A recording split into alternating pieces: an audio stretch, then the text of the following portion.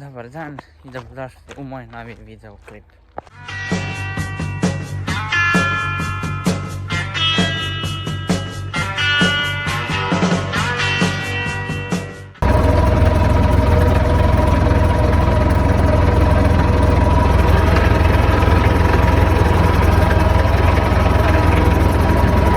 Par dana kasnije pokrili smo posle gaženja, evo, nisam siguran da snimim, samo sam gaženje snimio. Pokrivena je silaža, ova, i sad idemo kod drugog ujaka da siliramo.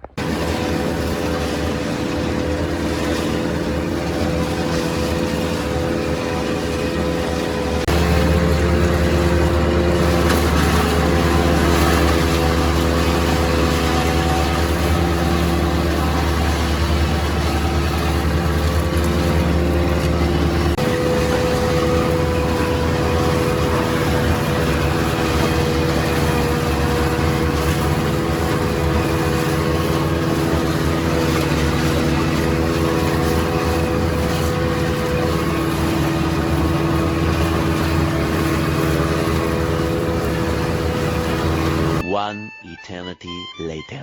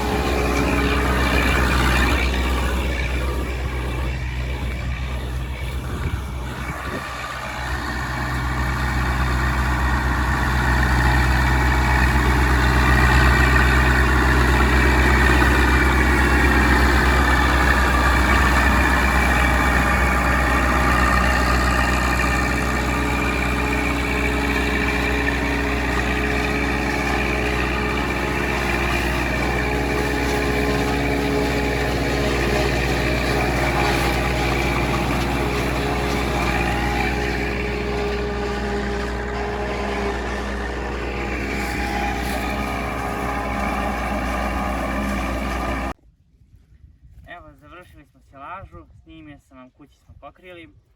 Sad smo došli da nasječemo kukuruz za potrebe, ovako za davanje kravama. I tako ćemo im davati sve dok kukuruz potpuno ne sazri. I tada ćemo načeti kameru sa silažom i početi da im dajemo fermentisano. Prinos silaže je do 20 tona. Doduše, ovaj sad kukuruz ovdje što vidite nije baš nešto, malo se i prosušio kako smo ga sekli za samo silažu. Ovo već danima sječemo za potrebe naše i zato je ovako malo izgoro, nije bio ovakav kad smo sekli silažu. Ovaj prinos je polovina negdje dobrog prinosa, ali imalo je dosta zrna na kukuruzu pošto su klipovi bili manji, tako da bit će vjerujemo da će da bude dobra silaža.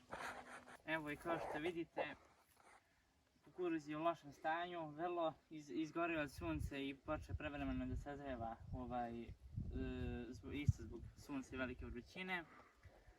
Evo negdje ovaj je možda oko 1,50-60 visine.